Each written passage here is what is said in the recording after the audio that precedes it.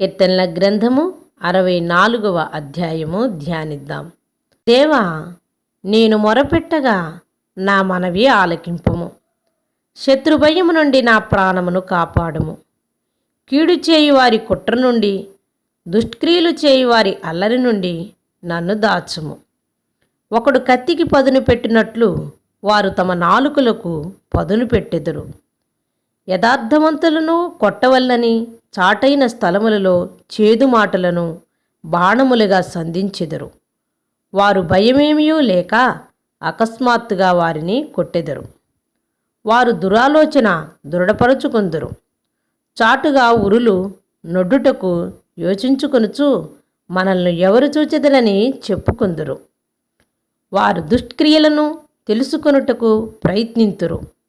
వెదకి ఉపాయమును సిద్ధపరుచుకొందురు. ప్రతివాని హృదయాంతరంగము అగాధము. దేవుడు బాణముతో వారిని కొట్టును. వారు ఆకస్మికంగా గాయపరచబడెదరు. వారు కూలెదురు. వారి కూలుటకు వారి నాలుకే కారణము.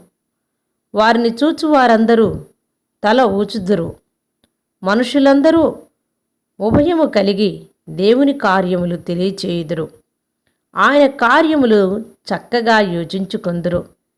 నీతిమంతులు యెహోవాని బట్టి సంతోషించుచు ఆయన శరణుజొచ్చెదరు. యథార్థ హృదయులందరూ అతిశయిల్లుదురు. ఆమేన్.